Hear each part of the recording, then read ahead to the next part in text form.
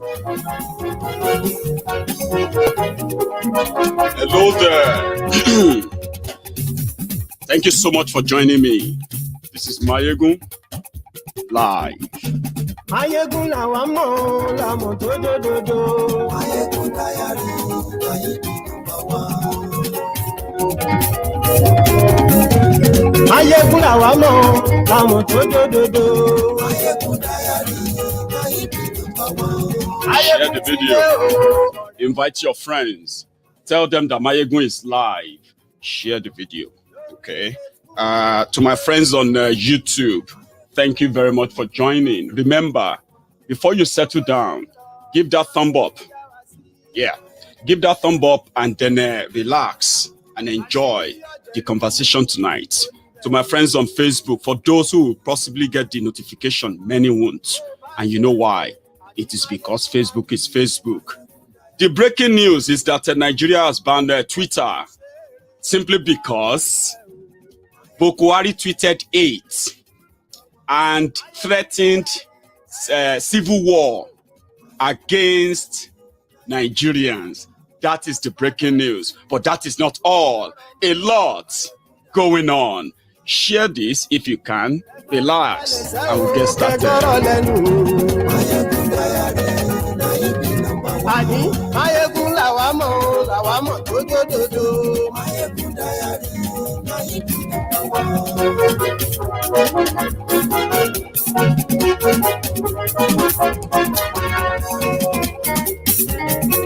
Àní ẹ̀sùn ràkì. Maiyegun ti dé. Maiyegun ti dé. Ọ̀jẹ̀lú ẹ̀sùn ràkì. Maiyegun ti dé. Àní ẹ̀sùn ràkì. Maiyegun ti dé. Lórí Facebook. Thank you very much for joining me. You are welcome to Maiyegun's Diary Politico tonight. As we were all getting ready for the approach that these jihadists are going to deploy in unleashing the civil war that they have promised us. Today, this afternoon, Nigeria government, through the Ministry of Laya Muhammad, the Ministry of Misinformation and Falsehood, led by Layamu, the famous Laya Muhammad, they released a statement on Twitter. Remember that it was just about 4 days ago that Boko Haram publicly, for the first time, threatened the Igbos, especially the young Igbos. He said he was going to speak to them in the language that they will understand if they were too young to understand what happened in 1967 and 1970. 30 months of unchecked, unpunished, unaccounted for genocide in eastern Nigeria. 51 years or 52 years after, they are planning another one. We told you, let me take you back to the base. Because sometimes when news like this happen, people tend to react to it until another one happens and they react without understanding that all of this are expected to happen and they are not an end in themselves, right? They are just means to an end that is brutal, well planned, bloody, and pretty much genocidal. This plot started from the moment Boko Haram and APC, Al-Qaeda People's Congress, took over government in Nigeria, right? They started the plot of how they were going to hijack every strongest structure in Nigeria to themselves, so that for the agenda that they told us then, that it was Fulanization agenda, they said they will hijack, the plan was then hijack the system.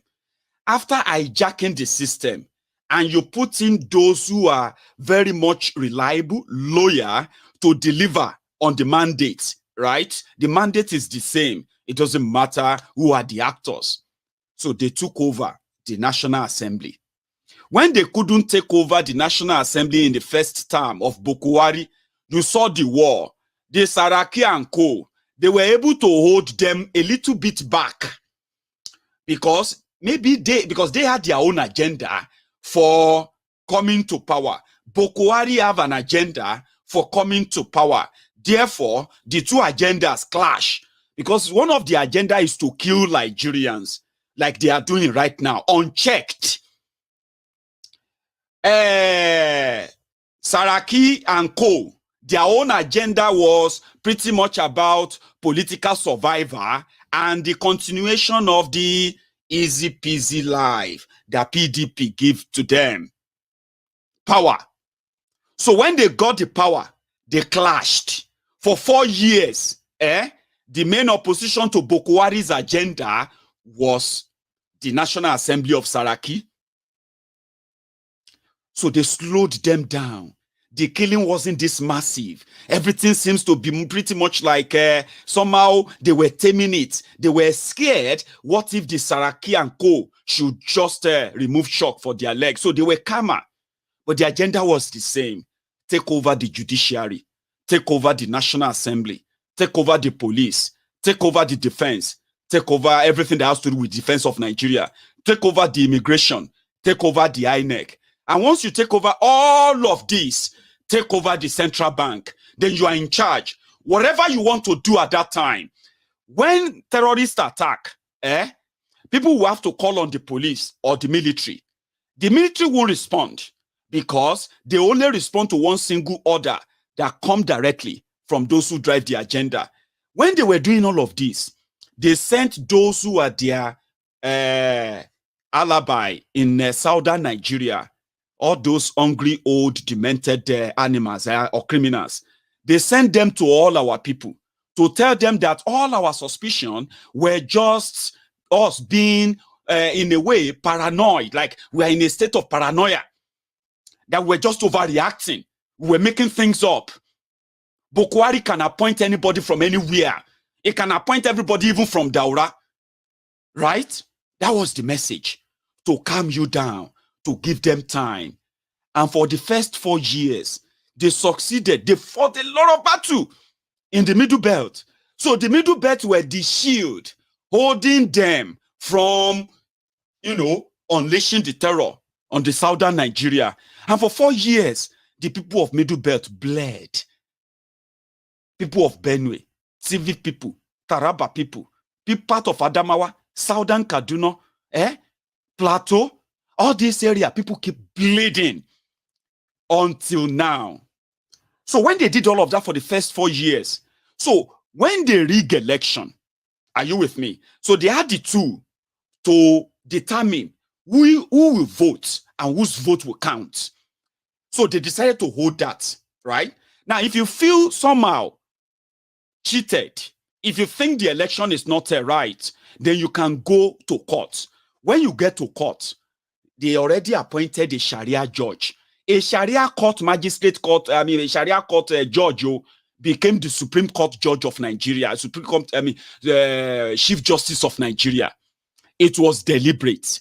And they started misinterpreting their fake book, the law, which suited the agenda of what they really want to set up.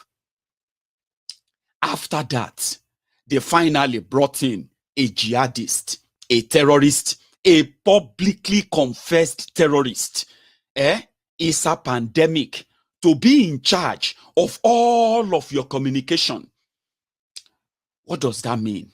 Every text message you send, every phone call you make, every voice message or voice note you send, every email you send or receive, every fax you receive or text out, everything that has to do with your communication, they now have everything and somebody in charge, somebody that publicly confessed that they rejoice when infidels, unbelievers are killed by the Matthias.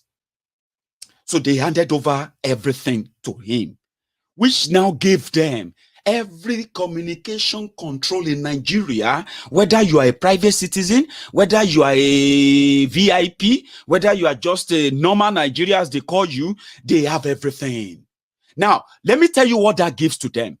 It gives them the type of people and type of communication you are having in every part of Nigeria, which normally would be useful if they were using it to track the communication, to track the monetary funding for terrorism, which has led to more people being displaced, more people being killed, more children being kidnapped, and brought Nigeria to a point of a final breakdown.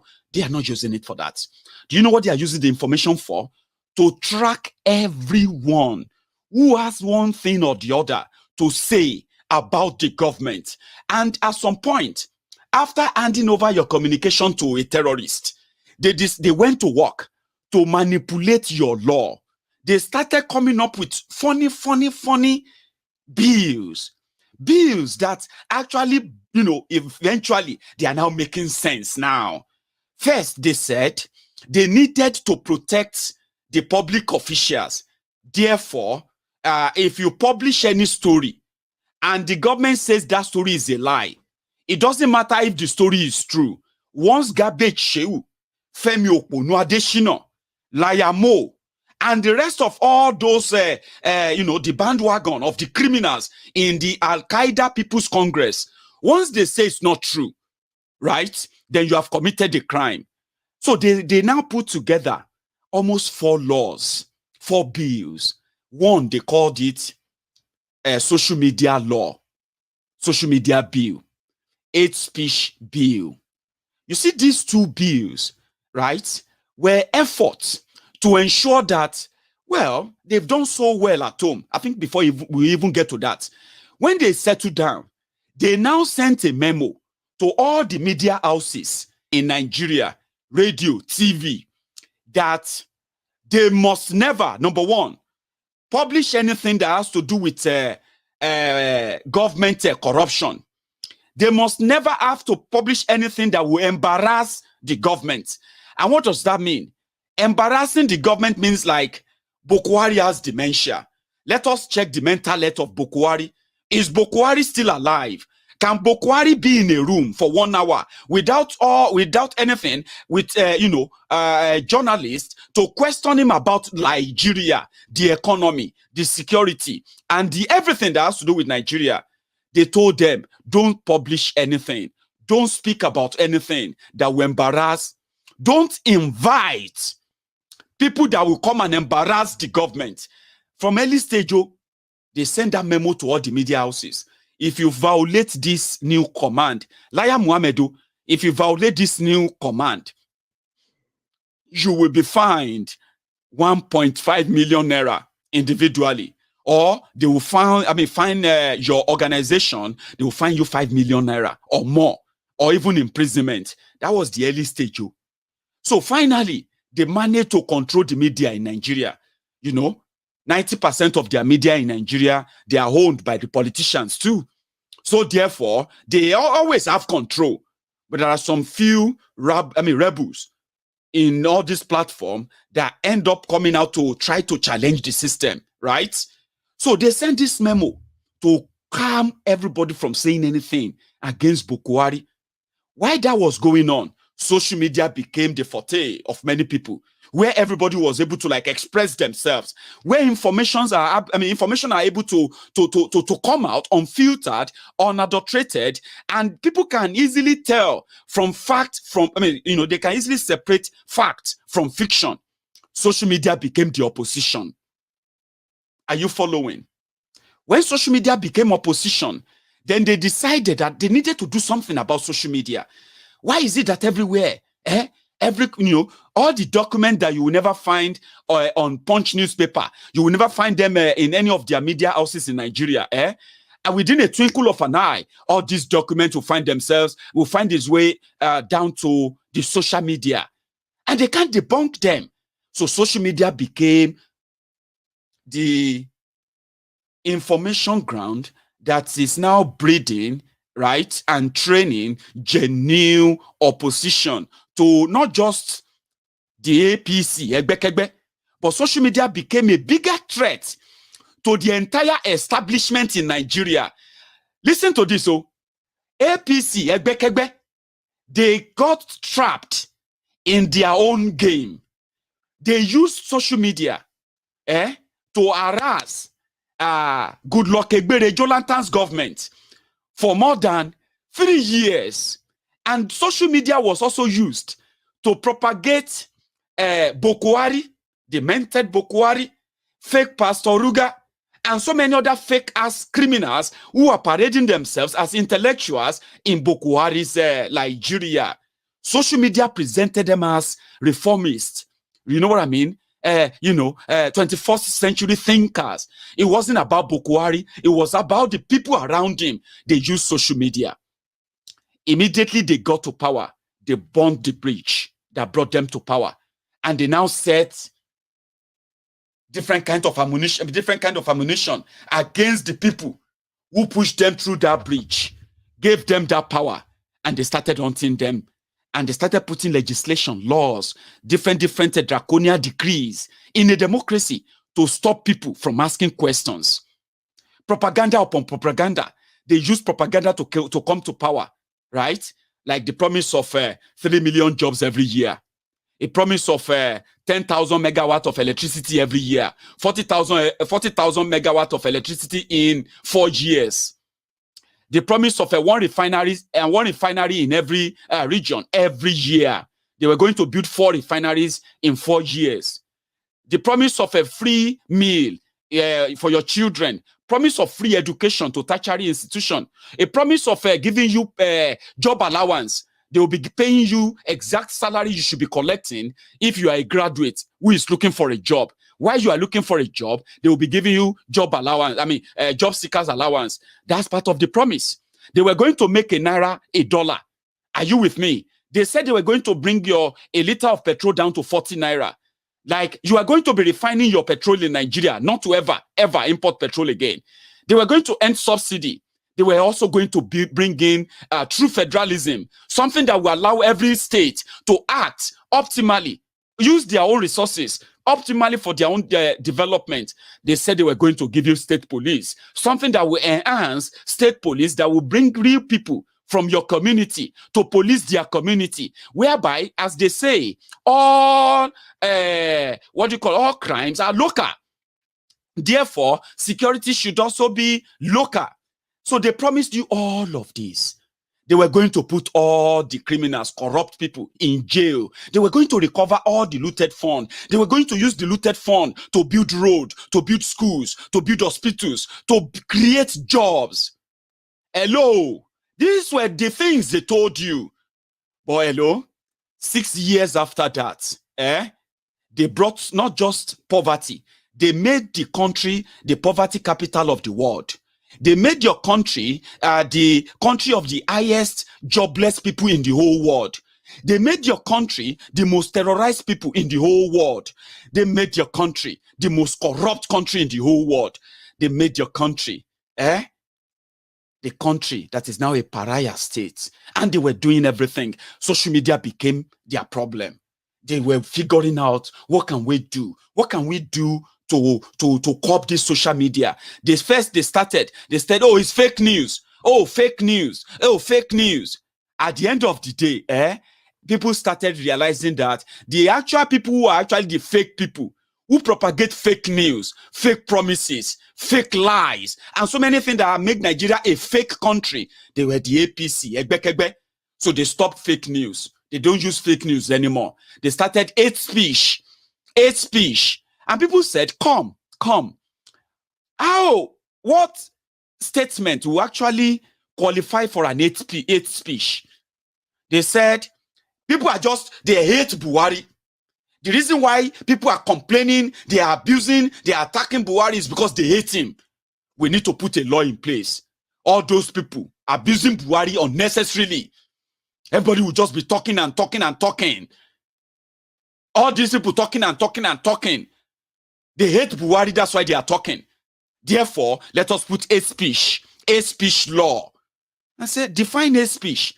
So if I say Buhari is incompetent, does that mean that I hate him then? That's hate speech. They said yes. Okay.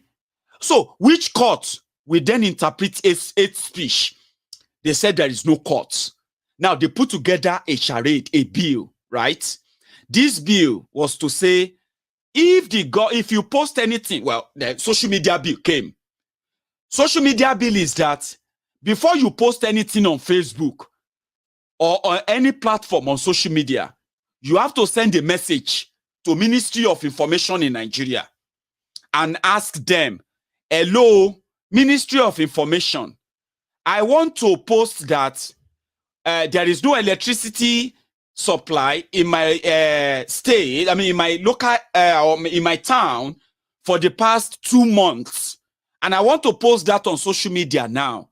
But I want to check with you. Is it okay to post it? Is it not violating any law? Then they will give you approval. Like maybe in North Korea. So they will give you approval to go and post it and say, oh, okay. No, don't post that. That is going to embarrass the government. That's going to embarrass the government. Why are you going to go and tell the whole world that Bokwari has, since Bokwari came to power, your national grid collapsed 3 times. The first time and the last time the national grid of Nigeria collapsed was in 1985. Bokwari was in power. That was the first and the last time. The first and the last time that Nigeria entered recession was in 1984, 1985.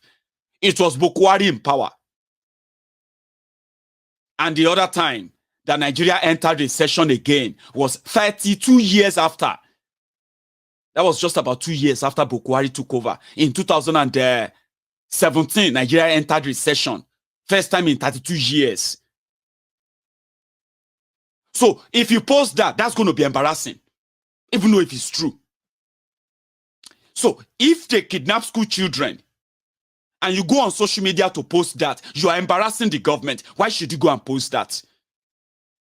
That Bokwari is going to London for medical treatment when school children were kidnapped and they are in captivity of their captors, right? You can't post that on social media. That is going to embarrass the government. It's going to embarrass Nigeria. Therefore, you have committed a crime. You will pay 1 million naira. Or you will go to jail for 10 years. Or both. These were the idea they were putting together to gag all of us for a day like this. Because they knew what they were doing. We didn't know that they were bringing in terrorists from the Sahel. We didn't know they have actually brought them. Put them in everywhere in Nigeria. And waiting to unleash them on us. We didn't know. So they were putting all these things in place. And guess who are those behind those bills? They were senators, rep member from Niger State. Today, these rep members, these lawmakers from northern Nigeria, they are yet to put a bill together that will now make the government of Bokwari to proscribe Fulani terrorists, to proscribe Boko Haram as a terrorist organization. As you are watching this video today, do you know that in Bokwari's Nigeria, Boko Haram, they are not terrorists? Do you know that? Do you know that? Or maybe you don't. Okay. Do you know that in Bokwari's Nigeria today, the ISIS, the ISWAP, the Fulani terrorists that are displacing people, do you know that they are not known as terrorists by Nigerian law? Do you know that? And again, do you know that the IPOB members who have never kidnapped anybody, they have never killed anybody, they have never destroyed anything, right? Do you know that in the face of Nigeria or Boko Haram's law in Nigeria, they are terrorists? Do you know that? Today, do you also know that in Boko Haram's Nigeria, there are good bandits, there are bad bandits? Do you know that? Now, these are the realities that they have brought upon Nigeria. That if you talk about that, you are enemy of Nigeria. That is why when Boko Haram now came out and they said they were going to, okay, let me quickly take you back a bit. There's something I also want to add before I come back to this Twitter ban in Nigeria. The same terrorists that came to power, they told you they told all of you, they told the whole world that they will bring down Boko Haram in 3 months, even though there was no plan to bring down or destroy Boko Haram. There was no plan. And all their actions after they came to power proved that there was no plan to destroy Boko Haram. In fact, the plan they had was how to, in a way, expand the campaign of terror. And everything I'm about to tell you now will prove that to you, that that's exactly what they did, rather than what they told you they would do. They said they would destroy Boko Haram in 3 months, okay? So when they came in, there were about over 50 Boko Haram suspected Boko Haram terrorists, sympathizers, funders, gun runners who were working with Boko Haram in custody of the Nigerian military. But on the 29th of May, 2015, when Boko Haram, APC, Egbekegbe, Al-Qaeda People's Congress, when they took reign of power in Nigeria, they handed over a document that contains everything going on in Nigeria before Boko Haram came in. And among those things going on in that document called handover note, contains the names of the suspected Boko Haram terrorist members captured by the Nigerian military. And on the day that they were handing over power to Boko Haram, Jonathan was there in Ego Square. Boko Haram was there. Jonathan didn't run away. He handed over power to him. In that document, more than 100 suspected Boko Haram terrorist members' names were in that document. Most prominent among them are this guy, Kabiru Sokoto, the guy that bombed the Christmas Day bomber, the guy that supplied the bomb for the suicide bomber that bombed that Catholic church in Abuja. That guy was standing trial. He was in fact about to be convicted for terrorism. Okay? Goodluck Egbere Jonathan then was pretty much working on developing the same bill that would have possibly easier to sentence terrorists in Nigeria. But you remember those who were against it? Boko Haram. When the Boko Haram needed somebody to mediate for them with Nigerian government, they nominated Boko Haram. Now, on the day they handed over power to Boko Haram, Kabiru Sokoto, his name was there on the top list of the terrorists going through trial. On the day they handed over power to Boko Haram, there was no single community under the control of the Boko Haram terrorists. Somehow, after Goodluck Egbere Jonathan postponed the election from February to April in 2015, the Nigerian army, they were able to take over all the territory controlled by the Boko Haram in Borno. Now they handed over power to Boko Haram. Within 3 months, something happened. These Buharidins and the Buharididins, all these Buhari Dinotus, the Buhari Dijatus that you see everywhere. You see all these social media bandits, Facebook adsmen, they went to town. They were talking about body language. And I was among those who told you then that there was nothing like body language. They were strategizing. And at the end of the day, they were going to metamorphose into different things that some of us who have no idea, but somebody had that idea of what they were going to metamorphose into.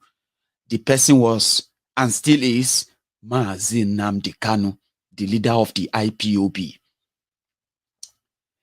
Body language. I said there is nothing like body language. This is a body odor. Then within that 3 months, the attacks, the killings, the kidnappings, the bombing, everything just died down. And like magic, some members of the Chibok girls, they were released.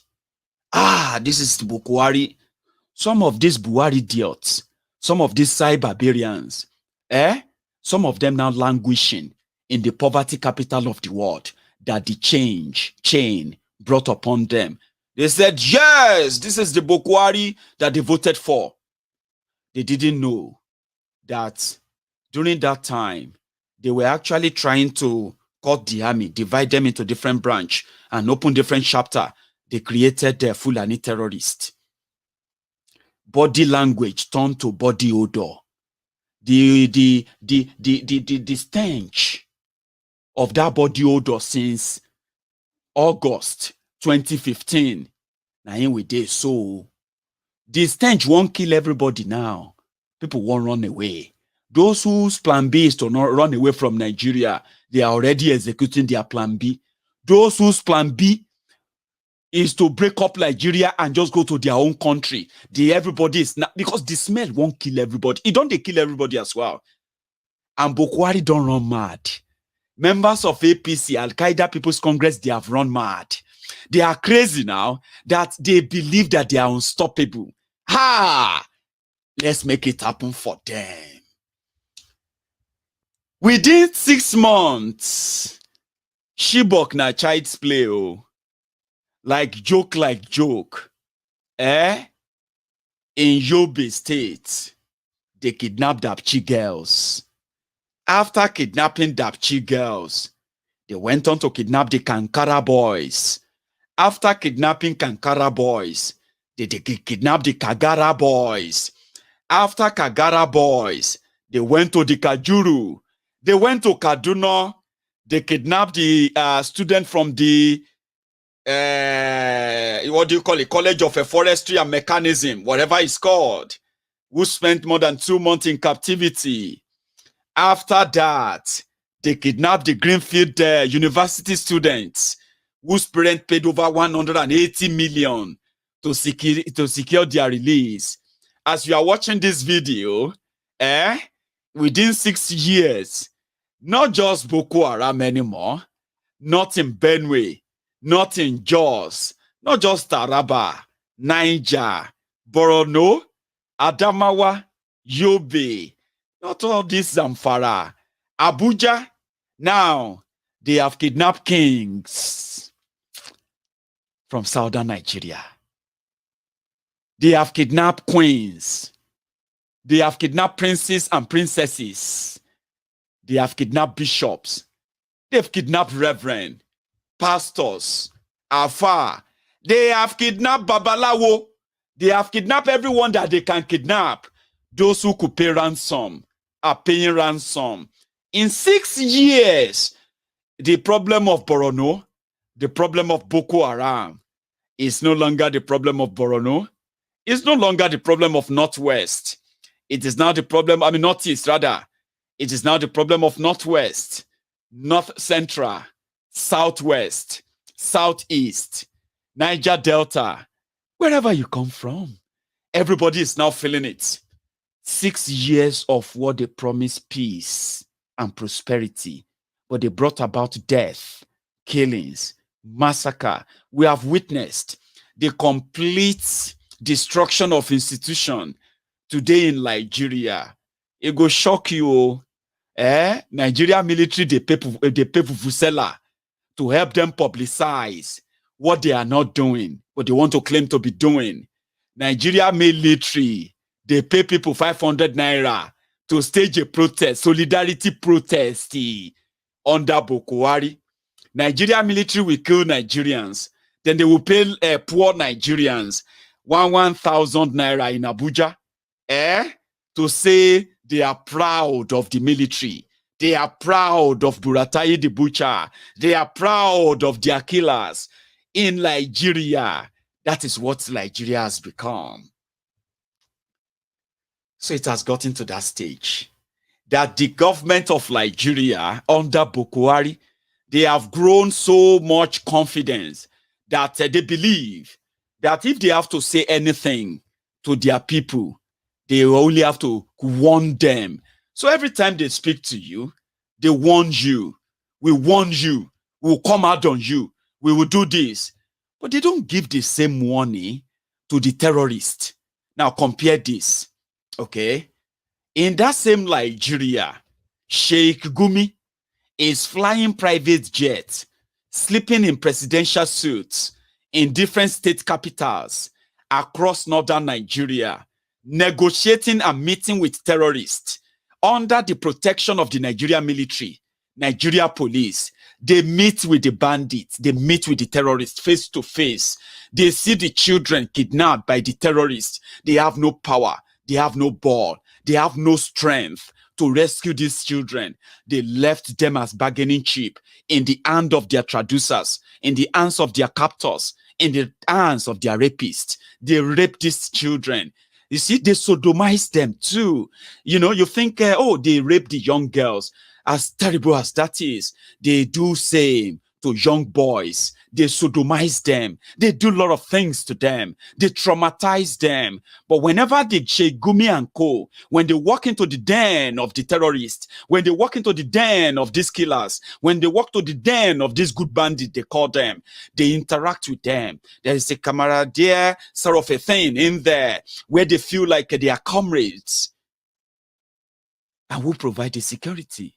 The Nigeria military. Who provide the security and the surveillance? The Nigeria police. Who provide the fund for all of that? The Nigeria government. They provide all of this. All these are happening, right? And whenever the Nigerian government want to speak, they always appeal to the terrorists because they have guns. When the citizens now comes out to say, this is unacceptable, we will never settle for this.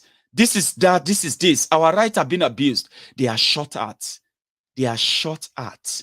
They are killed. And you know what follows that? It will be a warning of more violence, more brutality. They killed the Shiites right before our eyes. They brutalized them. They killed them and ended up burying them in mass graves right before your eyes in a democracy, right? They killed the Biafrans, the IPOB members who are celebrating the remembrance of those that Nigeria killed in 1967 to 1970. They still go after them for remembering them. Nigeria military, the Nigerian soldiers, they killed them. It is all about warning. If you don't do what we tell you, we will kill you. And this is what Bukwari feels like when he came on Twitter, social media. There was a time that Elijah Muhammad asked the National Assembly if they can make a law for them, a law that will make them to turn off and turn on the internet in Nigeria, social media. He had no idea of what he's talking about, okay? Because if he has an idea, as a minister, they have destroyed Nigeria beyond any repair, okay? I can go on and on with that, all right? But that will not do you any favor. But if they are smart to understand the damages they are doing to Nigeria, or they have done already, right? They will stop right now, okay? Now, they were asking to have power to switch off internet, turn it off, turn it on, just because they want to control what you say, what you see, so that they can control what you think and how you think. They can control how you act and why you act. Do you get what I mean now? Why, as they have done that so well at home, they have reduced the strength of internet that people can have access to. They have reduced the coverage of internet to the rural areas to help spread information. All of this under development are deliberate. Electricity is in shambles. So when you don't have electricity, how can you even rely on any internet? When you don't have, when you don't have access to reliable internet, how can you say you are up to date and you can think straight? This is why when you see some of them commenting on social media, you can feel sorry for them. They have been destroyed beyond limits. But look at many of us who have access to the social media, who have access to the internet. Look at this, right? The statistics shows that out of the 200 or 220 million population, fake population, by the way, all right, 220 million population of Nigeria, it is on record that only 52 million are active on social media. Out of the 52 million, only 2% of these 52 million in Nigeria actually have up-to-date information on what the social media is meant for. The empowerment, the tool, the powerful tool the social media is meant to be for them, to guide them in order to help them make informed and reformed decisions about what happened around them, their life, government, and life decisions. That only 2% of this 52 million actually understand. The rest, they are looking for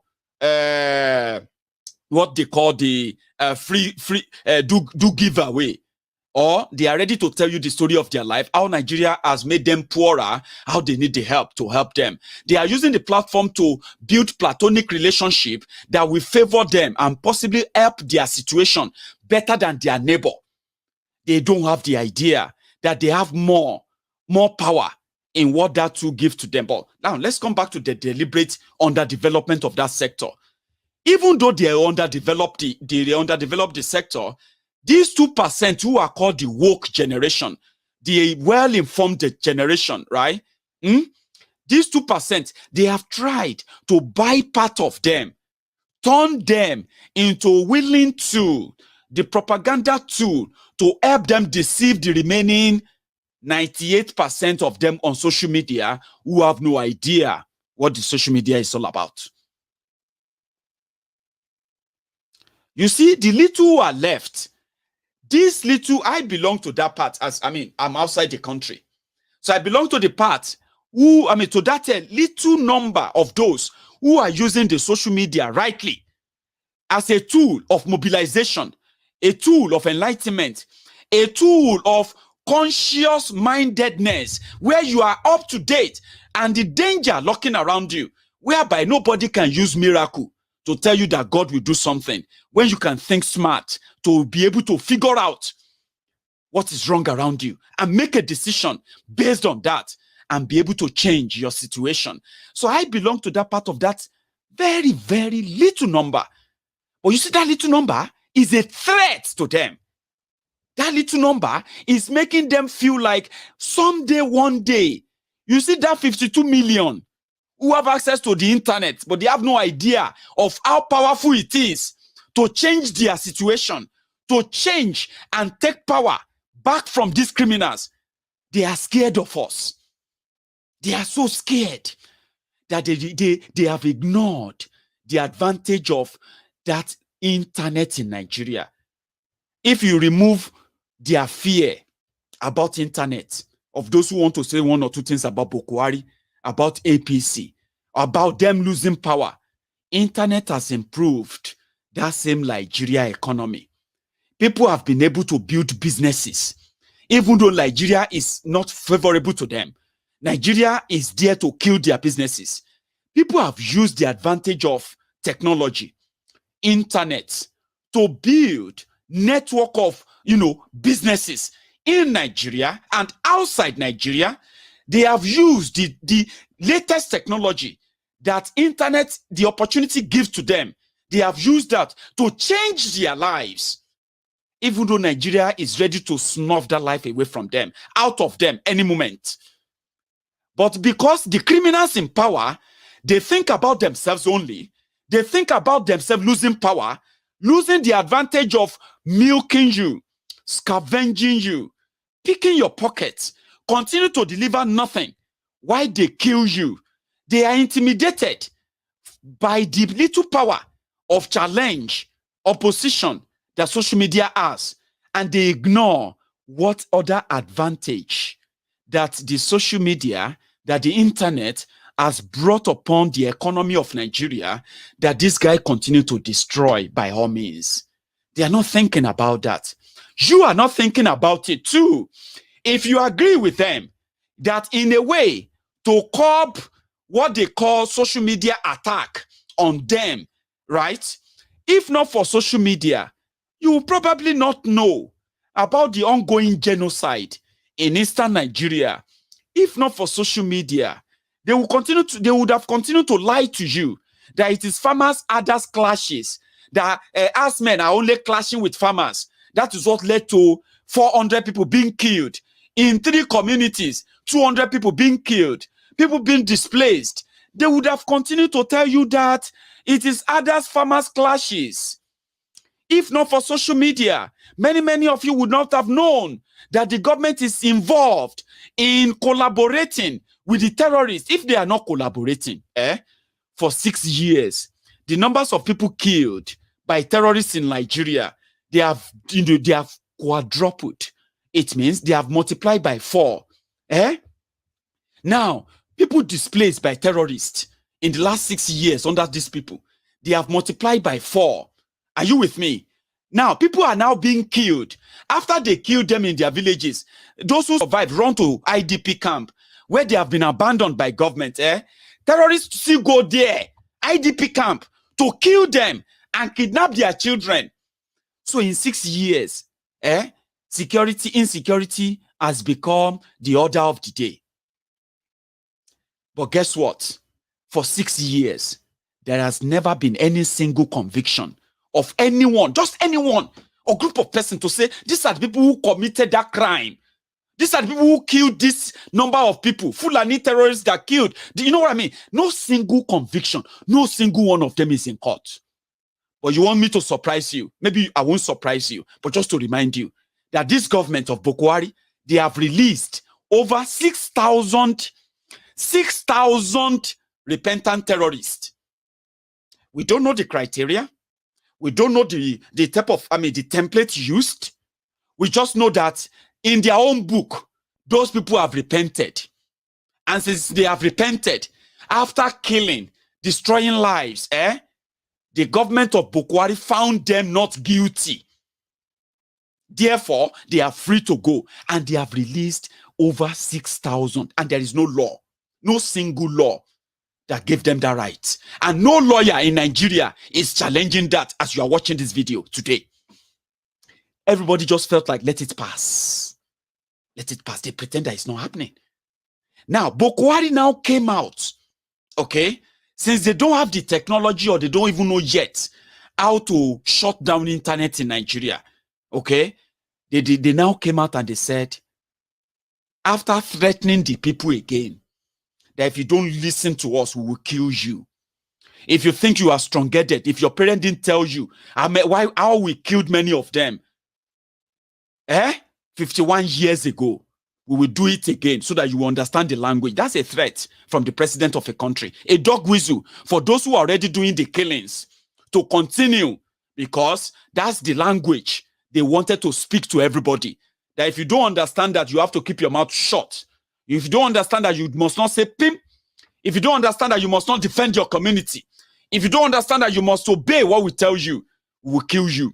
And if you don't understand what that means, if your parent didn't tell you, we will speak to you in a language you understand. That is a monumental threat from the president of a country of 200 million people, where terrorism has already enveloped the country, where the government is already accused of being in bed with terrorists.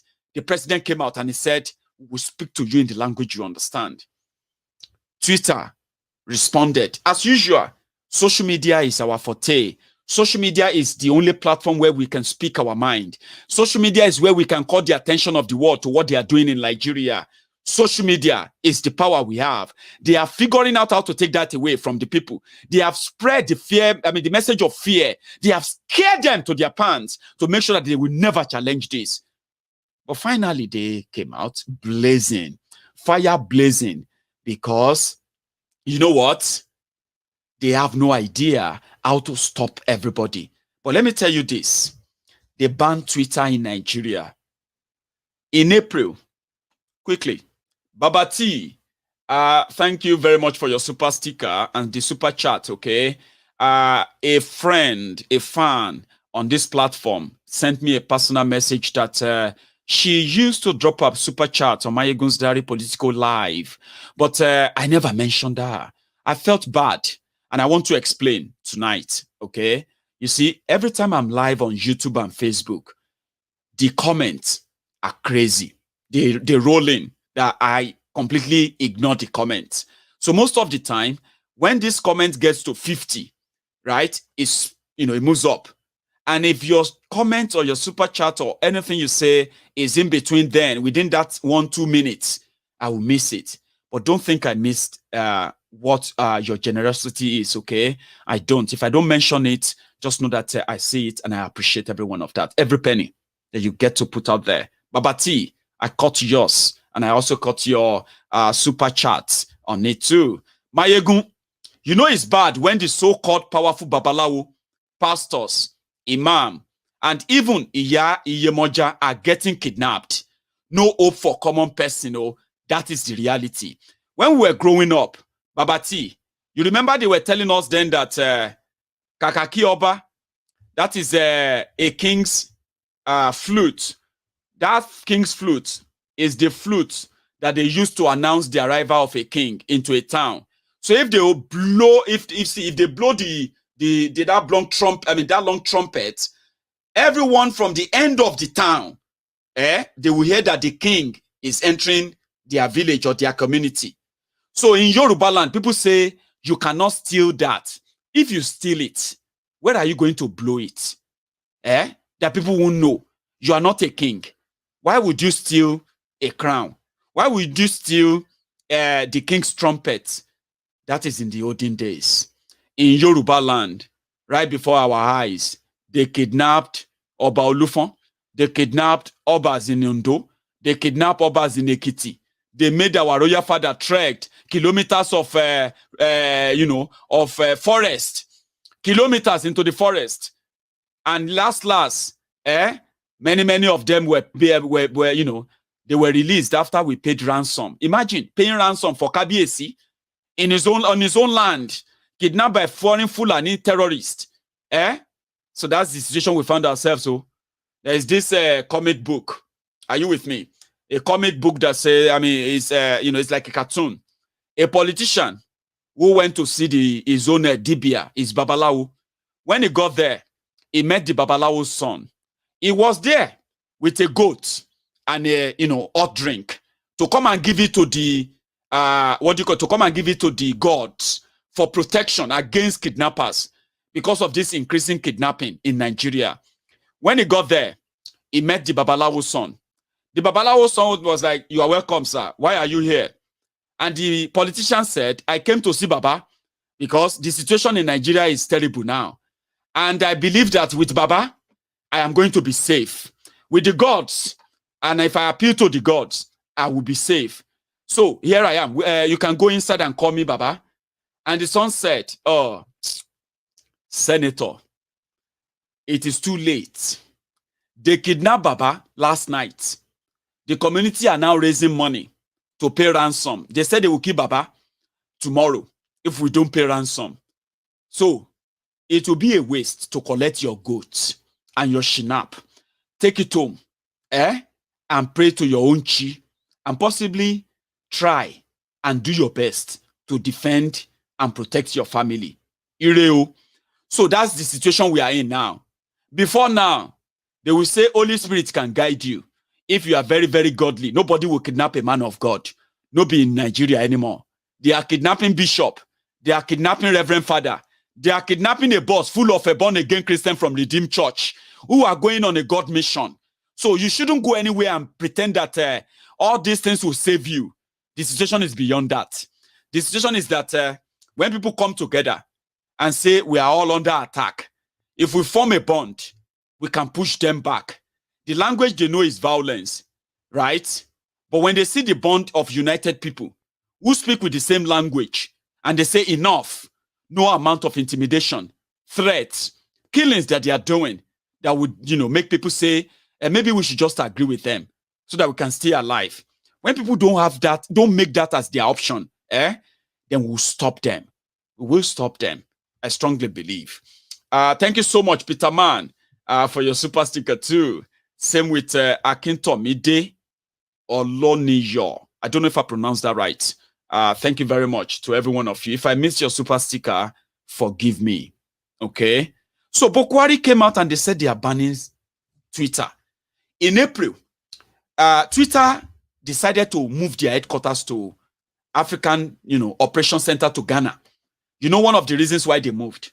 They said Nigeria is not suitable, conducive for doing business. And in their truest sense of it, before these criminals came to power, there's something called FDI. FDI is foreign direct investment. Foreign direct investment is when people come to Nigeria, take advantage of the business environment and invest their business, okay? So that they can maximize profits, create jobs, and possibly pay more taxes and government will make money, and government too will go and build infrastructures, pay your salary, and all of that stuff. That's how it works, among other things. Foreign direct investments before these criminals came to power in Nigeria was put under Goodluck Egbere Jonathan. It was somewhere around there, 7%, plus or minus. Do you know what the foreign direct investment of Nigeria is now? After 6 years of Bukwari, it is now minus 1.2. That means Nigeria is in red. Nobody's bringing in any money anymore. That is why what they rely on most is loan, who they can borrow from. If you ask them to bend over, and cut naira into half, they will do it. Just give them money. Tell them you will borrow them money. If you want them to change naira to 1,000 naira to £1, they will do it for you. Just say you will borrow them money, because people no longer bring in money to invest in Nigeria. There were some startups in Nigeria that believed the fake Pastor Ruga, Ikene Shatabandu, fake Pastor Oshumbade, who was talking about a program he called Ease of Doing Business in Nigeria. He was going everywhere, asking people to come to Nigeria, bring your money. Some of the Nigerians in diaspora believed him. They convinced their different partners abroad, let's go to Nigeria, we'll make money. Nigeria has a market. Let's go and start a Gokada. Let's go and start a Taxify, what have you. They all took their businesses to Nigeria.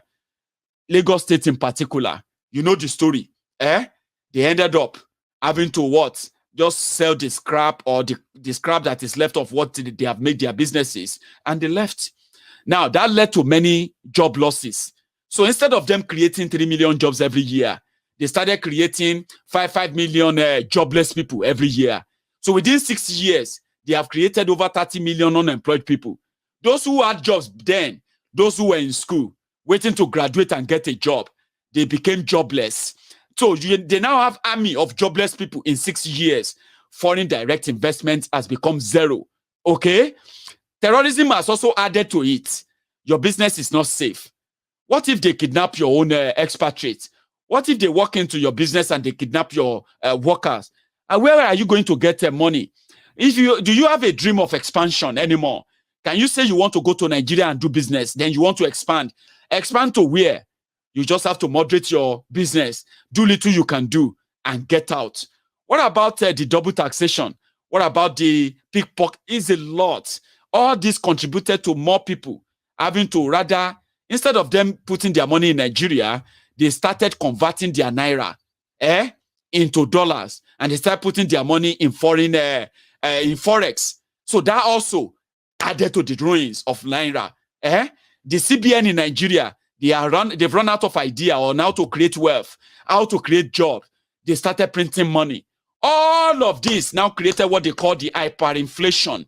Hyperinflation is that, yes, you were buying a bag of rice, 7,500 naira in 2015.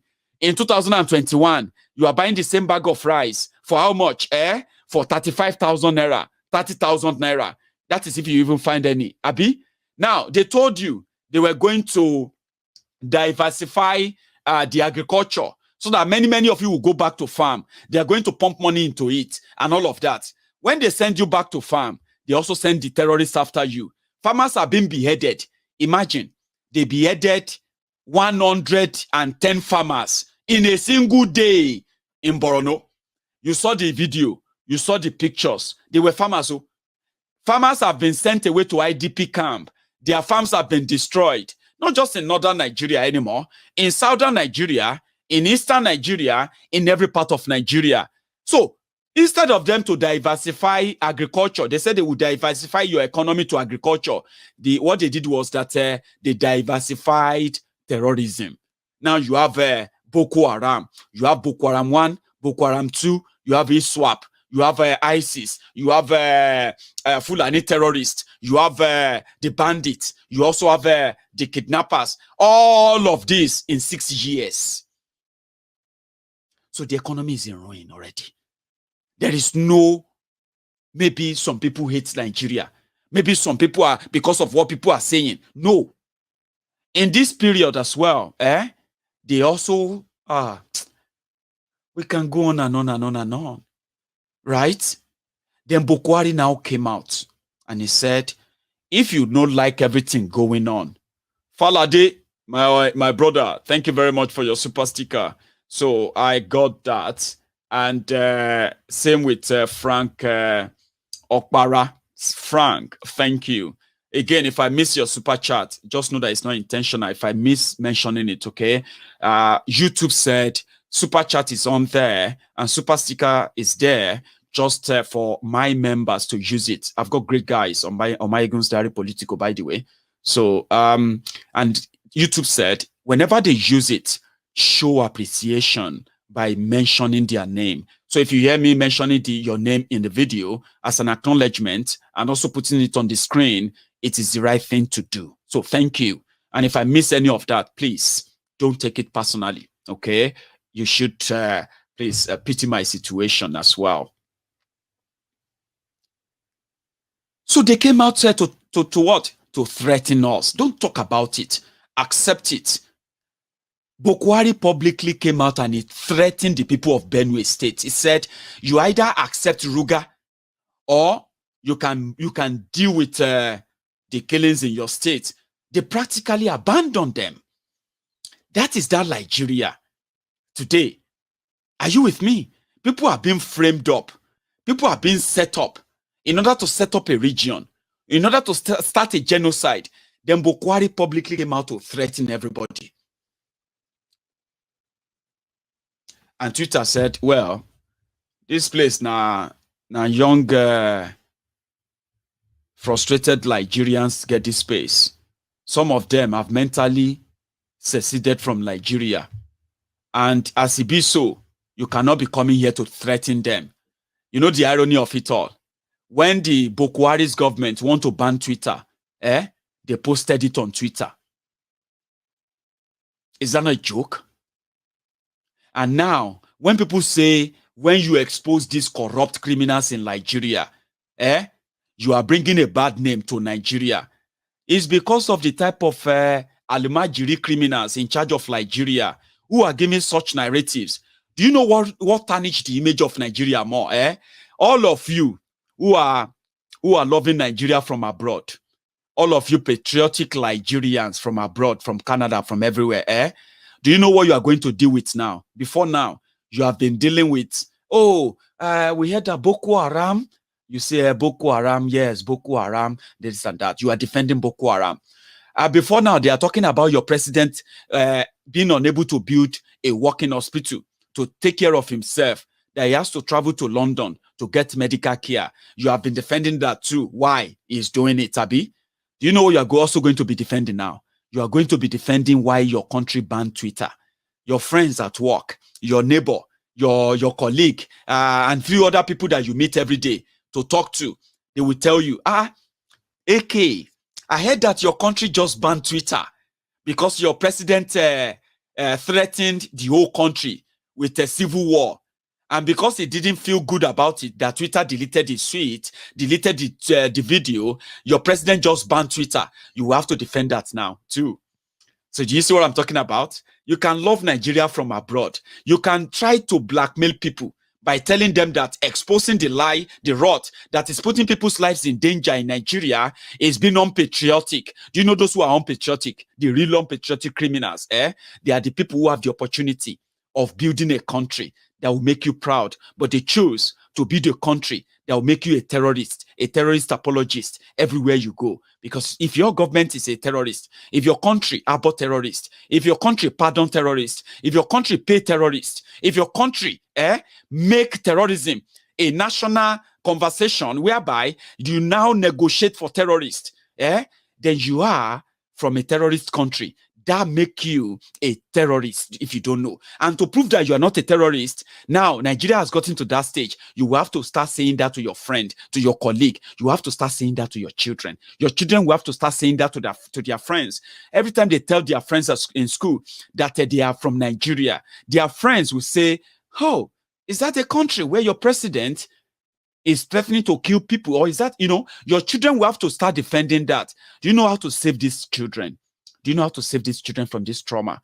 Do you know how to save them from what you have brought upon them? Is to tell them the truth.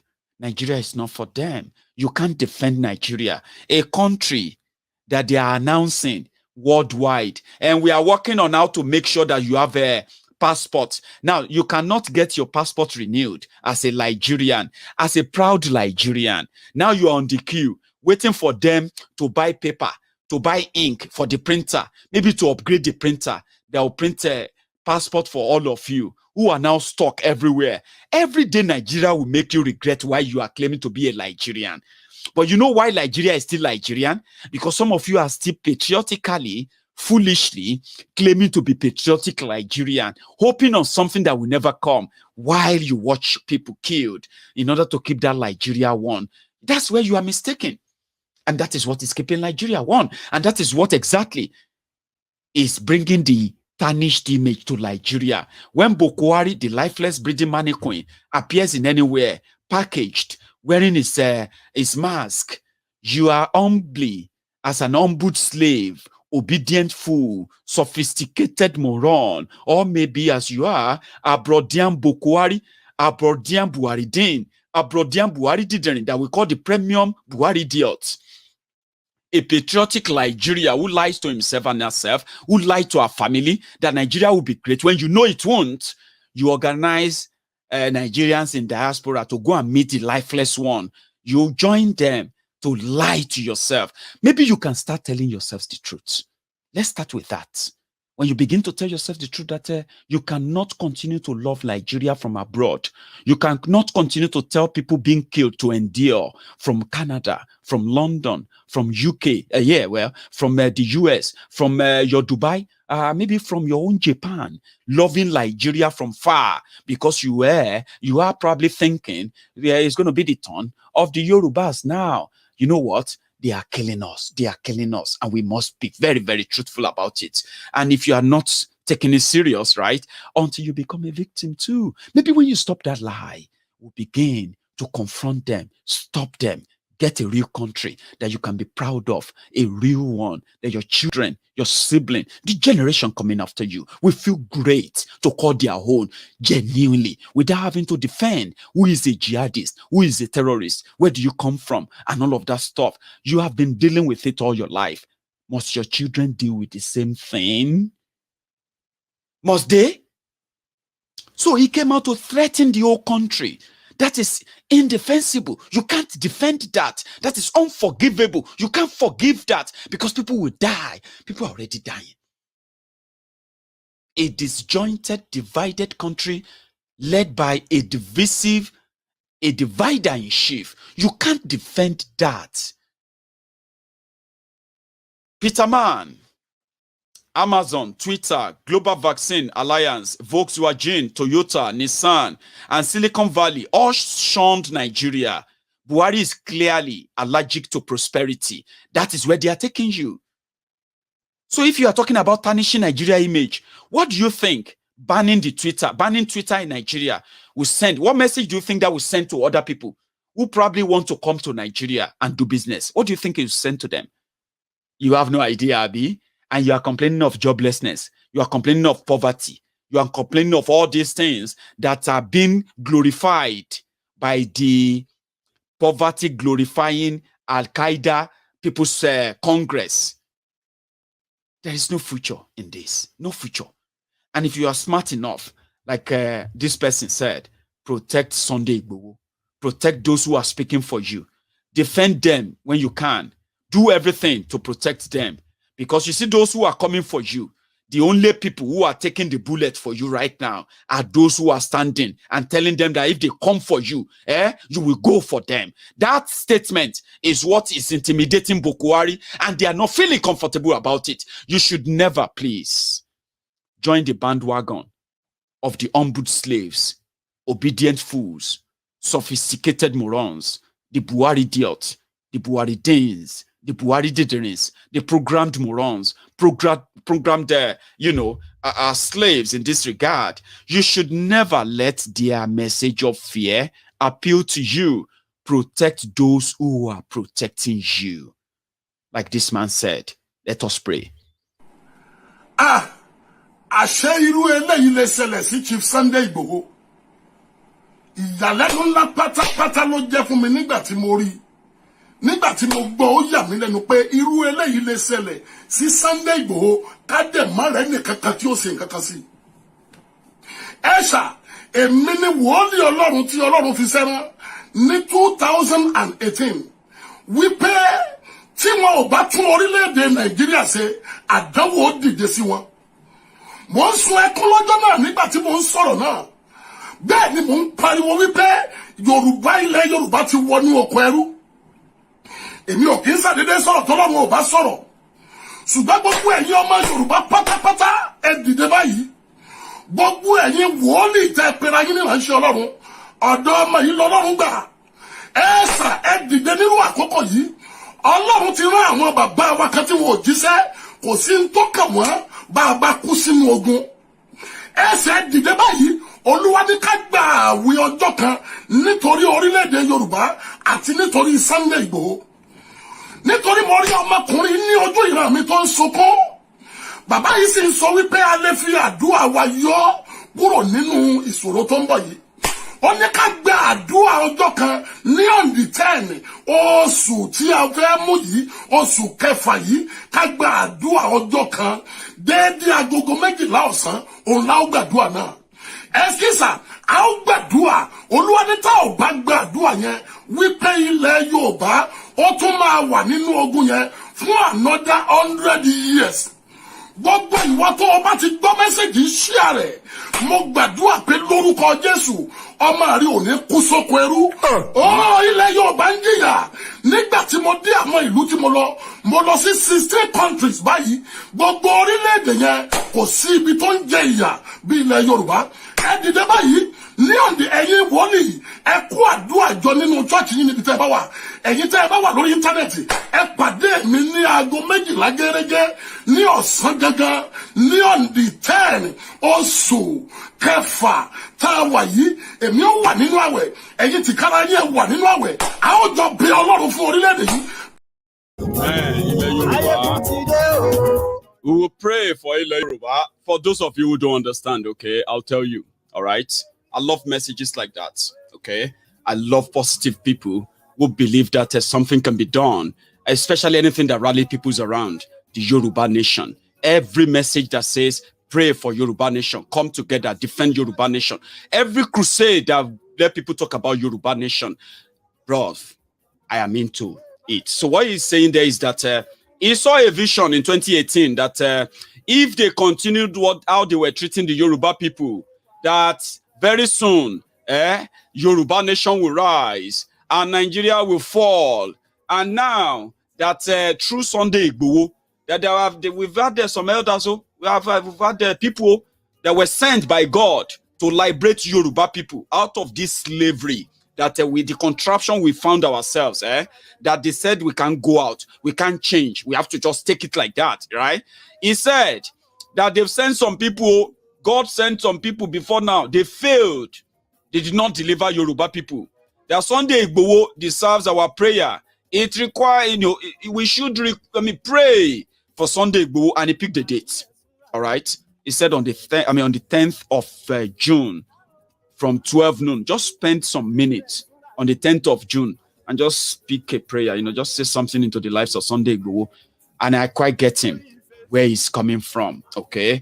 When you see those who are taking the bullets for you, it's not the direct bullet you see. So you see the war of word and the counter war of word between the Yorubas and this Fulani elite, this Fulani terrorist in government. The word, the constant word from the Biafrans, counter word from the Biafrans against this Fulani Janjaweed terrorist in government. All this talk and go after them. They have made them completely, disorganized. What they thought they were going to do later, they are beginning to bring it forward. And that means they are going to make mistake. So therefore, you should please don't join the bandwagon of those who hate these guys for no reason. They have no meaning. So they'll say, why is this Sunday Igboho? Why not? Why not Sunday Igboho? Why? Okay, if you want to do it, why are you not doing it for us? So rally around him, pray for him. That's what he said. Okay, we don't want our situation to become something like this. Look at this woman. She is speaking about the 200 school children kidnapped in Niger State. They've been abandoned by government. Lara, thank you so much, my dear sister. Lara Olabode, I got your super sticker. Thank you. Now, watch this. I have 5 children in the school, and initially they abducted all, and then later on they released the tender ones, the one of the 2 years and that of the 4 years. And they went away with the other one of 6, 7, and 13. So in fact, the whole incident was terrifying because everything happened in my presence. I was not actually physical, but since the school is in my compound, I was hearing everything. In fact, I was seeing when the bandits were going away with these children, but there was nothing you can do. So in fact, it's terrifying, and the government is not helping matters at all. They are just there speaking this, speaking that. We are not seeing anything on the ground. I'm so sorry for what you're going through, Madam Hadiza. Can we know the names of your children and their ages? I have Hayatuddin Hashimu, who is 6 to 7 years. Then I have Khairi, who is around 9 to 9 years. Then I have Mariam Hashimu, who is the 13th. Wow, I don't even know what to say. I'm stunned. You initially had all 5 abducted, but 2 were returned to you. Those 2 children, can we have their names, and what did they tell you? What was their account, and how are they feeling now? Well, up to now, the little one of the 2 years old is still terrified because any little sound he hears, he starts screaming, telling me that, "Mommy, look at them coming to abduct me. They will catch me, they will kill me." Because initially one of them carried him and he was, petting him. When he was shouting, I was hearing him telling him to keep quiet, keep quiet. Then he now kept quiet. He now carried him. So you see, the boy is being terrified because he has seen who he is. Do you understand? You can go and watch the full video on Arise Television on YouTube, okay? After this broadcast, okay? Go on YouTube, all right? Go to Arise Television YouTube channel. You will listen to the full. You see, it got to a point that everybody started crying when she was narrating her story. As we speak, Laya Muhammad is not busy on how they are going to find the children, how they are going to help the parents, right? They are not busy with that. They are busy with Twitter deleting the threats of Buhari against Nigerians. I mean, against the southern people. Are you with me? The children are still in the captivity. I was telling you that these people are so heartless that if Nigeria was a country, as we speak today, right, the moment that kidnapping happened, Nigerians would have taken over everywhere. Why would this happen again? Because nobody really cares about the mental state of the children that they said they are releasing. Nobody really cares. Nobody go back to check on them. These children are going to live with the trauma for the rest of their lives. And every day, as they are wreaking this havoc, many of these children too, they are in IDP camp. They watch their parents killed. So when you talk about kidnapping, it's not just kidnapping the children and releasing them and saying, Alhamdulillah, Alhamdulillah, thank you, Jesus, thank you, Jesus, thank you, God. It's beyond that. It is a lifetime trauma that you don't know. The more they destroy these children, you are breeding a country of people who will suffer, a generation that will suffer a long time PTSD that Nigeria may not even find solution for. So Nigeria has always been creating a keg of gunpowder that will explode anytime, and the only saving grace is to break it up. Don't try to save it. Where are you going to start from? They don't care. All they care about is the money. All they care about is the publicity. The children of Greenfield University, they kept those kids. They kept them for more than 2 months. They abused them. They assaulted them. They raped them. 2 months. Imagine those who are actually girls for 2 months as a woman when you have to have your menstrual cycle. Imagine being in the forest in the hand of captors. Just imagine that. Is that a trauma that will go away just like that? Because they've released them. Blood of Jesus will heal them. Inshallah will take care of them. Is that something that goes away? Now look at 6-year-old children, 6 years old, who just needed education, mentorship, the little bit of good, a lot of love. They were put through that. And many are still going to be put through that. I keep telling you. And in order to cover it from the rest of the world, Nigeria government is more interested in Twitter because, according to them, they need to shut down Twitter. They need to shut down social media. They are committing genocide in Eastern Nigeria. They want to bury that from reaching outside the world so that they can bury genocide. In 21st century, I have something for you. If you are watching me from Nigeria right now, please pay attention to this info. I'm going to call them out. And you can try to to look for them. If you are using an iPhone, now that they said they have banned Twitter, they haven't really banned Twitter, okay? They are working on other things to shut down the internet, all right? And the way they will do it partly. The southern Nigeria will begin to witness fluctuating network and all of that on all networks, okay? Some region will be having, some part of southern Nigeria will be having a complete blackout. Don't be surprised when they turn off the internet in eastern Nigeria so that they can stop people from sending in images, videos of all the atrocities of the Nigerian government through the Nigerian military, killing innocent people, kidnapping them, executing them. And to cover all of this up, they will shut internet down. And when that happens, right, when you have alternative of getting online, and you need to hide where you are, listen to this. Go on to either your Apple Store or you go to Google Play. I think that is what it's called, Google Play, where you can go and download apps. All right? So many people know this. And if you don't have much information on it, or if you don't grab much of this information, go online now and search for free VPN.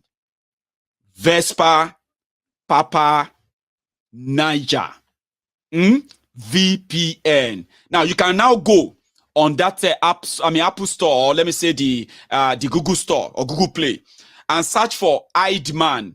These are apps that through them you can use internet, and they won't know where you are or where you are sending messages from. Are you following me? Download Hidman. Download Turbo VPN. Download Private Tunnel. Download Soft Easy. That is a Soft Easy. Download OpenVPN. Download TorGuard. Try and download Proton VPN. Download Hotspot Shield. Download Private Internet Access. Download ZenMate. ZenMate. That is a Z-E-N Mate. You can Google all this, okay? You are going to need them in the coming days, in the coming weeks, and in the coming months. Boko Haram is hell-bent in committing genocide in southern Nigeria, using the military of Nigeria.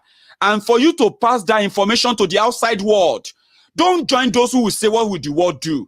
You have no idea what the world will do, okay? And you have no idea that a lot of help can come your way if the world knows what is coming or happening to you. Don't follow those who says nothing will happen, no. Please don't ignore this message. Download Hidman, Turbo VPN, Private Tunnel, Soft Easy, TorGuard,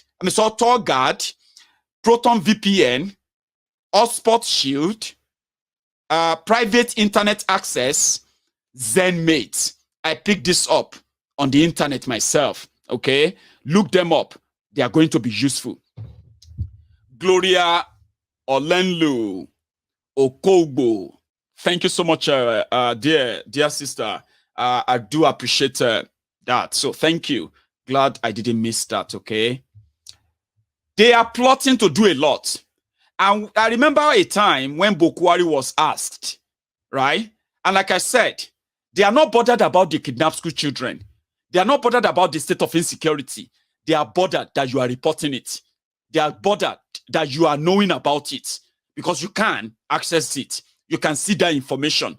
They are worried that when you have more information, you are likely going to rise up and demand an end to this bloodbath. If you have that information, they want to take it away from you. They want to kill you silently. They are not bothered if you are killed by the terrorist. That is why yesterday, or 2 days ago rather, Layamo was so angry. 24 hours after that, they banned Twitter. They're still going to ban Facebook. They're going to ban so many others. They're going to shut internet down because this animal says so.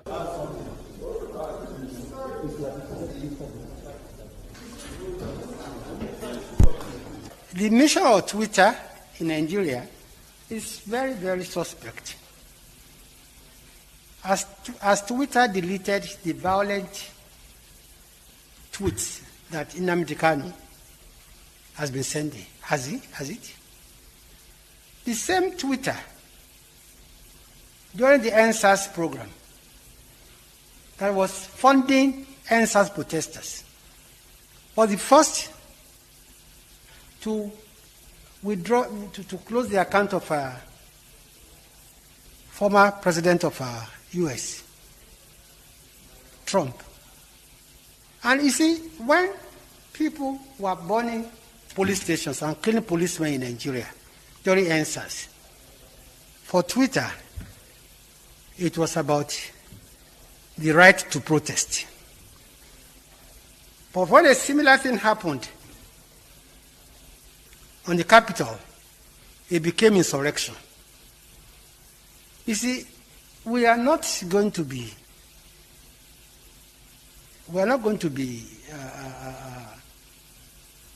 fooled by anybody. We have a country to rule, and we'll do so to the best of our ability. Twitter's mission in Nigeria, citing those two examples, is very suspect. What is their... And 24 or 48 hours after that, they banned Twitter in Nigeria. And Nigerians have been like, we don't go agree and all of that. But people have been finding ways around it. Please do. My friend, my brother, K-Square, Kehinde, I almost missed your super chat there. I missed bringing it on the screen, but found it on my other screen here. So thank you, Baba. I got your message. Well appreciated. Okay, thank you, K-Square. So they are more interested in what Twitter did and what you post on Twitter. They are doing social media bill, social media law, doing everything just to control what you say out there. And if you don't say what they want you to say, then they will punish you. You can go to jail. Look at what they are doing to Showore. In Nigeria, people get arrested for criticizing Bokwari, the president. And it didn't happen by magic. How many of you remember this interview? Defection among the public, even if it was true.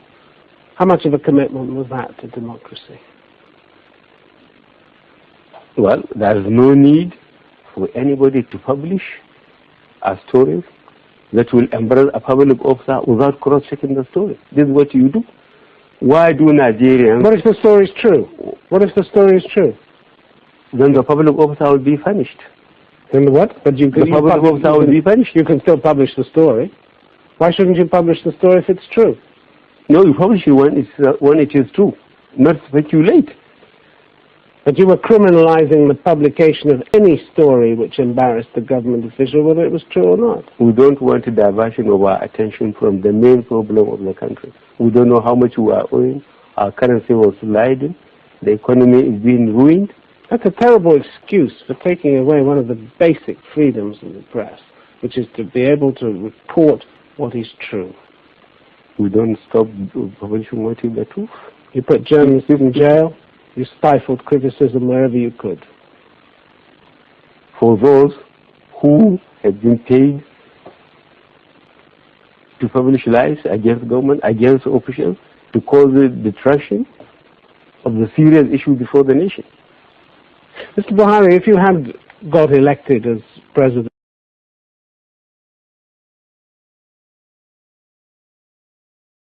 That's a BBC ad talk. Do you get that now? If you publish any story that is that embarrasses government, then you are going to be arrested. It's not true. If I say it's not true, it's not true. So yeah. Did you go to London? Did you go to London to see your doctor? No, it's not true. I only went for holiday. But we saw you meeting your doctor. No, it's not true. You are lying. You are going to jail.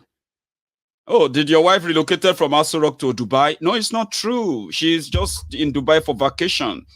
But it's been 6 months. Yeah, it's not true. You are lying. You're going to jail. That's exactly what he's saying. How can you feel comfortable when you claim to be educated, intelligent, and claim to be a Nigerian? And that thing is actually the narrative that you are defending. And they are telling you to wait till 2023. Maybe it will change. What makes you think so? Because of the character or caliber of criminals around him that you know of, who are part and parcel of this? Or is it Liar Muhammad? Are these guys who are those who are going to bring something different from what Bukwari has offered you? And that's where many of us disagree. We frustrated him to threaten us, and he has threatened us now. So we are going to make them make more mistakes. You see all these, what do you call this Fulani bandits on social media, this Fulani terrorists on Facebook. Don't just ignore those ones, okay? They are crickets who just make sound. When you get to them, they will disappear. When you move, they will start making sound again. When you stop, they will shut up, all right? They are being killed in the north, all right? Bukwari doesn't care. But very soon, many of them will realize this, and they will go after Bukwari himself. When Bukwari threatens us with war, it's not because Bukwari's children are going to fight the war. Bukwari will rely on those miseducated, poorly brainwashed, conditioned Buhari idiots, especially from northern and southern Nigeria. Don't be surprised, though. Many of your brothers will carry gun, oh, if they say they should come and kill you for asking for the Dua Republic, and they'll pay them 10,000 or 30,000 naira. Are these guys not the same people who are now talking about converting you, NYSC? Your 33,000 naira alawi. Now gun you go take carry. You better go and start learning how to shoot and dodge gun. They are sending you to war. Their own commander of NYSC is now asking that there's nothing wrong if we send NYSC to go and fight war. War. They want to recruit you to go and fight Buhari's war. You're already in the military. They are preparing you to fight Buhari's war. Now, let me tell you this, when that time comes, that is when the push come to shove, I've been a shove come to push, whichever of them or whatever it is, Yansh go open when it's time to shit. You see the shit where Bukwari is rockling his stomach for now, when the time is right, the Yansh go open and everybody will see in a way. So we will continue to use the advantage of social media without stopping. We will never be discouraged or, disoriented in any way. More people are seeing this, and every day we keep becoming better and better. You know why? Because people get to start agreeing like, man, I never used to agree with this Maiyegun. Just like many will say, I never used to agree with Nnamdi Kanu. But look at the millions of you who are now agreeing with him. You know why? Nigeria will make you agree. Nigeria will actually make me look like a prophet who sees the future. You know why it's easier for me to predict all that? You know how it's easier for us on this platform to agree on a law that, well, I'm curious about the end result, is because we pay attention. If you are following Maiyegun's diary, pay attention. Don't give excuses.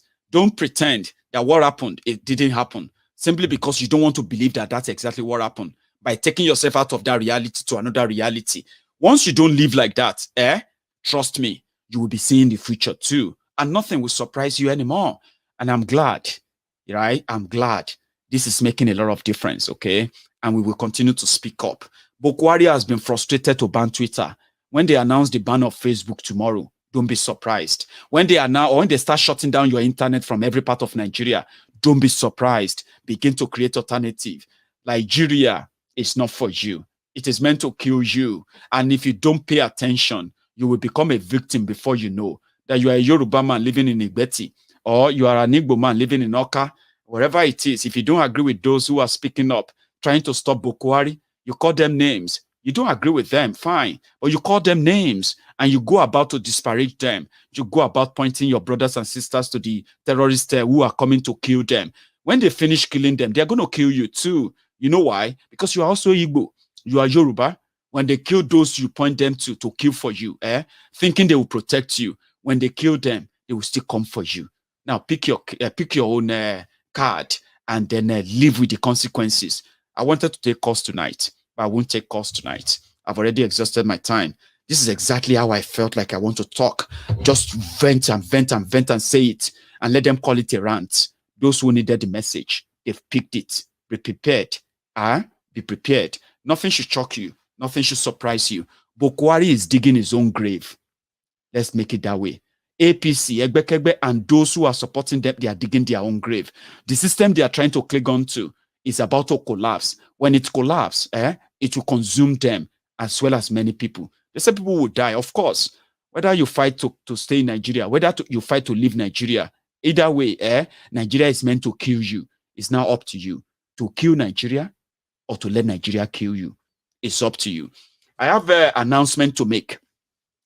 To every one of you, my friends. See, I'm very lucky. I'll keep saying it. And I'm not saying this just for saying sake. I don't think we are so many that are so lucky to have these fantastic people listen to them every time. It doesn't matter when I turn on the camera.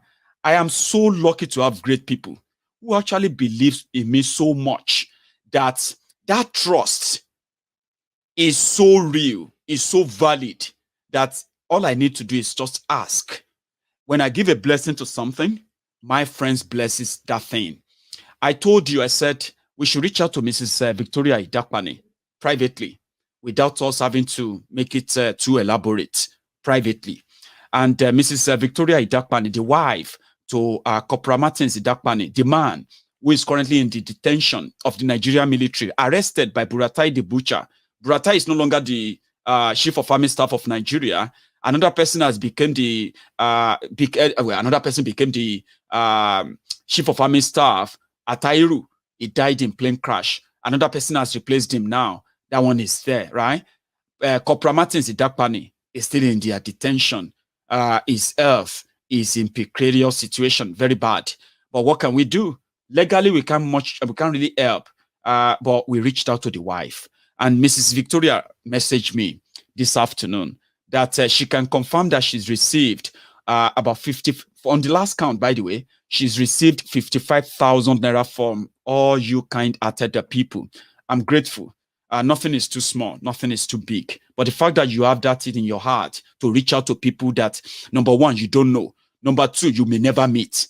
People that may never meet you. They may never meet you one-on-one to say thank you, but you reach out to them anyway. Don't you? Didn't you? Now, this is what we call the milk of love. We talk on Maiyegun's diary, but we are a community. If you are not one of us, you will never understand. We reach out to every one of us as much as we can, and as little as or as much as we can. Like, same thing with our brother in India. To those who have reached out to me privately to send something to him as well. I haven't heard from him, so I can't give you a proper update yet. I can tell you, I have received confirmation of those who have reached out to him, but wait for an update from me. He's watching me possibly, and eventually is probably going to reach out to me. I'll give you an update on that. To every one of you, see, all I can say is thank you for all of your support. If you send me a message on WhatsApp and I don't reply, please don't take it personally. I received more than 1,000 of that. The number is in public. Look at it. The number is in public. Everyone can send a message anytime. Don't take it too personal. Sometimes I will see the message and I won't respond because most of the time I'm like, it's just video and all of that. So thank you to my friends, my premium members. I got the confirmation today that we didn't just cross the 40,000 on YouTube. I've also crossed 190 subscribed members who are actually paying every month to watch Maiyegun. You know yourselves. Don't think I don't get the money. Somebody asked that, do you get the money, Maiyegun? Of course I do. It's just that it's not all the penny. YouTube make the money for me and they pass it on.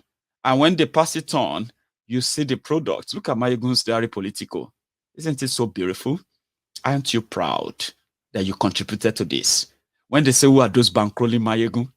You should be beating your chest and feel proud. They won't understand. They are not us. I mean, we contributed to keep our voice strong. And I hold you nothing else but to make sure that consistently you are getting that daily dose that refreshes your mind, prepare you for what is to come.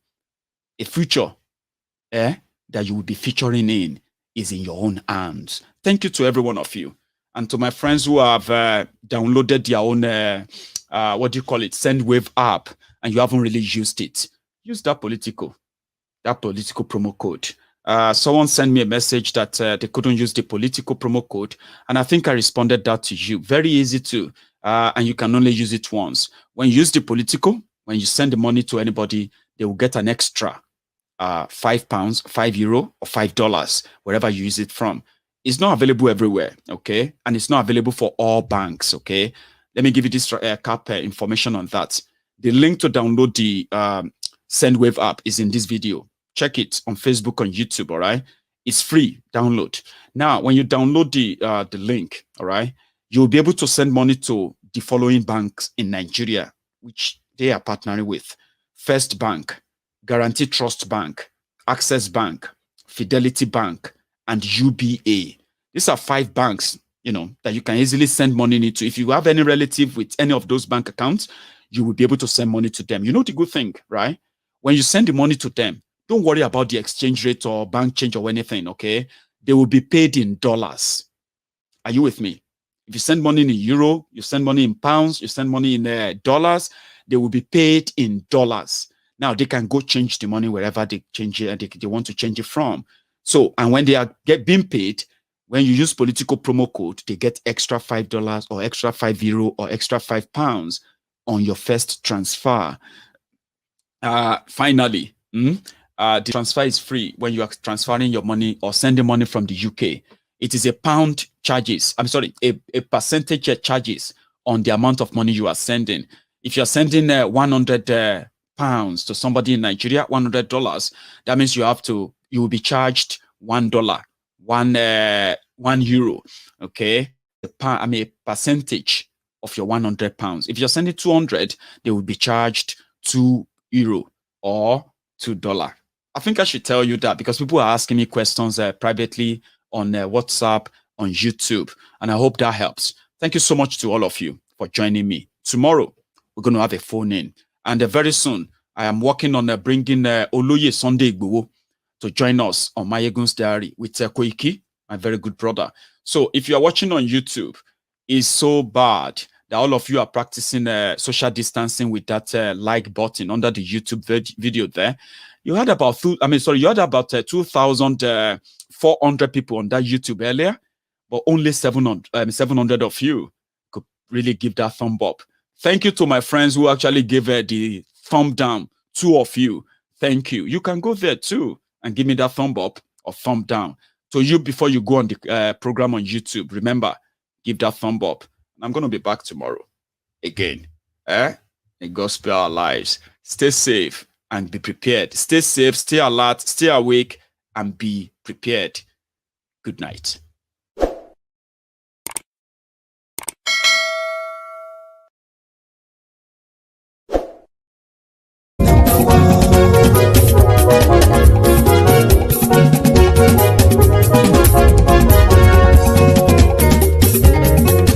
Àní ẹ̀sùnra kì í.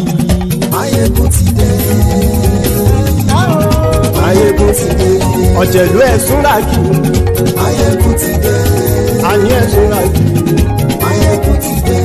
Lórí Facebook. Maiyegun ti dé. Àní ẹ̀sùnra kì í. Maiyegun ti dé. Lórí YouTube. Maiyegun ti dé. Àní ẹ̀sùnra kì í. Maiyegun ti dé. Bọ́ bàbá gbé wúrẹ́. Maiyegun máa wí.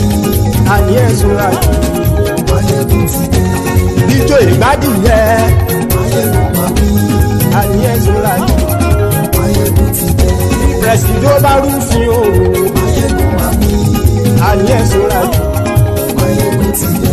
Ìgò gómìnà kówó jẹ Maiyegun máa wí. àní èsúra kì Maiyegun ti dé. ọlọ́pàá tí ń gba rìbá Maiyegun máa wí.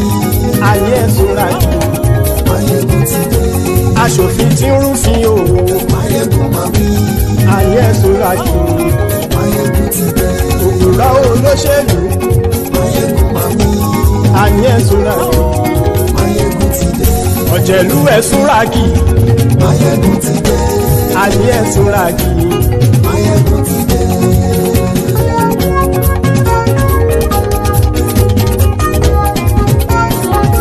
Maiyegun ti dé gbogbo ọ̀jẹ̀lú ẹ̀súra kì Maiyegun ti dé gbogbo ọ̀jẹ̀lú ẹ̀súra kì ṣùgbọ́n ní bá ti ṣe èyí tó yẹ kí wọ́n ṣe ọ̀nbádé.